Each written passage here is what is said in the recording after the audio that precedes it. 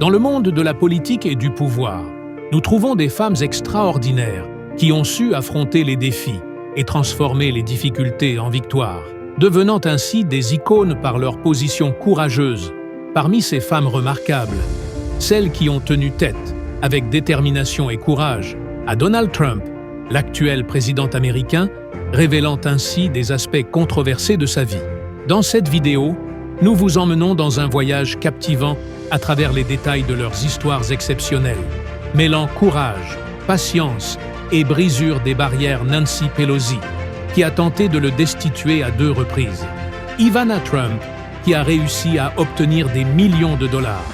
Sans oublier Stormy Daniels et Eugene Carroll, qui ont dévoilé des aspects très controversés de sa vie.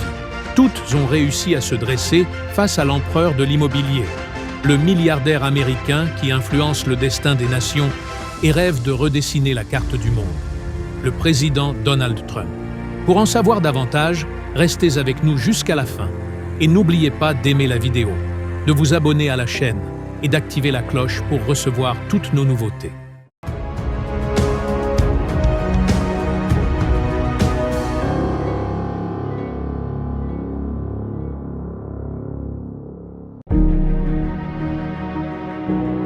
La première épouse de Donald Trump, Ivana, a joué un rôle central dans sa vie personnelle et familiale.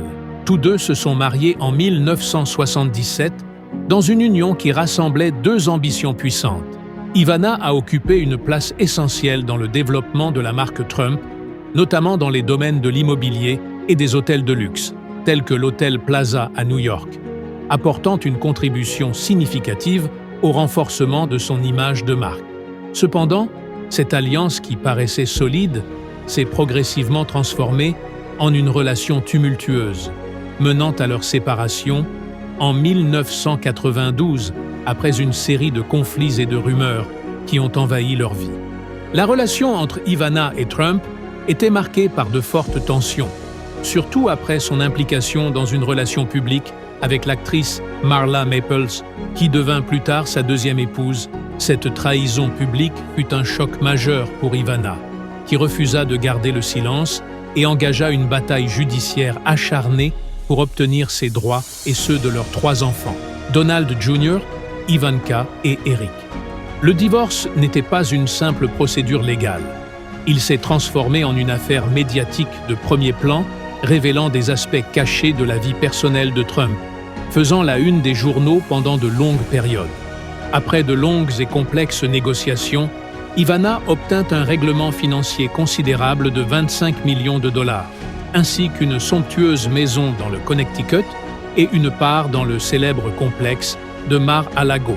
Ce règlement n'était pas seulement un gain matériel, mais aussi une reconnaissance explicite de son rôle dans la construction de l'empire immobilier de Trump.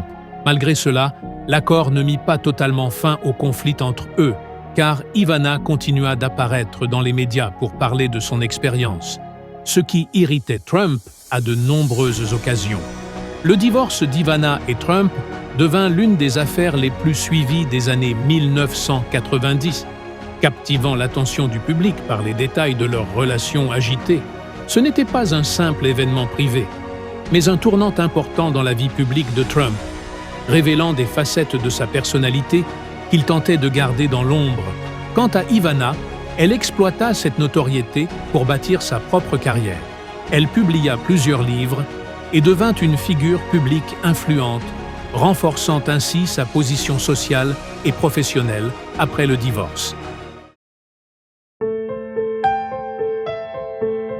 Mary Trump, la fille du frère aîné de Donald Trump, Fred Trump Jr., n'était pas seulement un membre de la famille. Elle est devenue l'une des voix les plus critiques à l'égard de son oncle, l'actuel président des États-Unis d'os. Mary a été témoin des transformations financières et comportementales de sa famille, mais elle a choisi d'être une voix qui révèle la vérité plutôt que de se taire. Son histoire avec Donald Trump commence lorsqu'elle l'accuse de s'être emparée de son héritage, profitant de la maladie de son grand-père, Fred Trump Sr., atteint d'Alzheimer, pour contrôler la fortune familiale. En 1999, Mary intenta une action en justice contre Donald Trump et ses frères et sœurs, affirmant qu'ils avaient exploité la faiblesse de son père, Fred Jr., et la maladie de leur père pour réduire sa part d'héritage. Après une longue bataille judiciaire, Mary réussit à récupérer une partie de ses droits financiers. Mais cette affaire n'était que le début. Après l'arrivée de Donald Trump à la Maison-Blanche en 2017, Mary décida de révéler davantage de secrets qu'elle connaissait sur son oncle. En 2020, elle publia son livre retentissant « Too Much and Never Enough – How My Family Created the World's Most Dangerous Man » Comment ma famille a créé l'homme le plus dangereux du monde, qu'elle décrit comme une tentative de comprendre comment Trump est devenu la personnalité que nous connaissons aujourd'hui. Cet ouvrage n'était pas seulement une autobiographie, mais une analyse psychologique et sociologique de l'éducation de Trump et de l'influence de sa famille sur sa personnalité. Le livre connut un succès spectaculaire. 1 million d'exemplaires vendus dès le premier jour, ce qui en fit l'un des ouvrages politiques les plus vendus de l'histoire moderne. Mary ne s'est pas contentée de révéler des détails familiaux. Elle a aussi mis en lumière des aspects controversés de la personnalité de Trump, le décrivant comme cruel, dépourvu d'empathie et ayant recours à l'intimidation et à la manipulation pour parvenir à ses fins. L'impact du livre fut immense, non seulement sur la réputation de Trump, mais aussi sur les relations au sein de la famille. L'ouvrage révéla une fracture profonde. Certains membres se rangèrent aux côtés de Mary, tandis que d'autres l'attaquèrent violemment, qualifiant son livre de « trahison familiale ». Il suscita également un large débat médiatique sur l'influence de l'éducation de Trump sur ses politiques et son comportement en tant que président général. L'affaire Eugene Carroll est considérée comme l'une des plus controversées auxquelles Donald Trump a dû faire face, non seulement en raison de sa nature juridique, mais aussi des dimensions morales et politiques qu'elle a soulevées. Carroll, écrivaine et ancienne chroniqueuse, a accusé Trump de l'avoir agressé sexuellement au milieu des années 1990, plus précisément en 1996, dans une cabine d'essayage d'un grand magasin de luxe à New York. Selon son récit, Trump aurait verrouillé la porte derrière eux, l'aurait violemment poussé contre le mur, faisant heurter sa tête avec force avant de l'agresser sexuellement. Ces accusations, publiées pour la première fois dans son livre sorti en 2019, ont déclenché une véritable tempête médiatique et judiciaire. Trump, qui occupait alors la présidence des États-Unis, a nié fermement ces allégations, décrivant Carroll comme une menteuse cherchant à exploiter sa notoriété pour promouvoir son livre. Il est même allé jusqu'à l'insulter publiquement, déclarant qu'elle n'était pas son type de femme, une remarque largement critiquée pour son caractère humiliant et sexiste. En réponse à ces propos, Carroll a intenté une action en diffamation contre Trump, affirmant que ses dénégations et ses déclarations injurieuses avaient nui à sa réputation. En mai 2023, un tribunal de New York a rendu un jugement historique en faveur de Carroll, ordonnant à Trump de lui verser 5 millions de dollars en dommages et intérêts. Ce verdict ne représentait pas seulement une victoire personnelle pour Carroll, mais aussi un coup dur porté à l'image de Trump, mettant en lumière de nombreuses autres accusations d'agression sexuelle qui le visaient depuis des années. L'affaire a alimenté un débat public sur la responsabilité des personnalités publiques, notamment dans le contexte du mouvement MeToo, qui a donné une voix nouvelle aux survivantes d'agressions sexuelles. L'impact de cette affaire a dépassé le simple cadre juridique. Carroll est devenue un symbole de la lutte contre le harcèlement et les violences sexuelles. Elle a mis en lumière la manière dont le système judiciaire traite ce type de dossier lorsque les personnes impliquées appartiennent à des milieux de pouvoir. Le jugement prononcé contre Trump a montré que le pouvoir et la richesse n'offrent pas nécessairement une immunité face à la justice.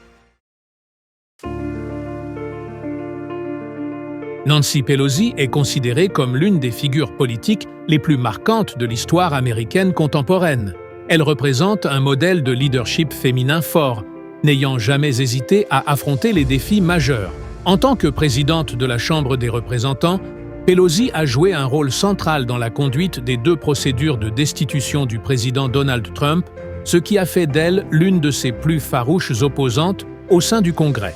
Elle a commencé sa carrière politique comme membre du Congrès pour l'État de Californie et a rapidement gravi les échelons du Parti démocrate jusqu'à devenir, en 2007, la première femme à occuper le poste de présidente de la Chambre des représentants. Au cours de son mandat, elle a démontré qu'elle était une dirigeante capable d'unifier les rangs du Parti démocrate face aux politiques controversées de Trump.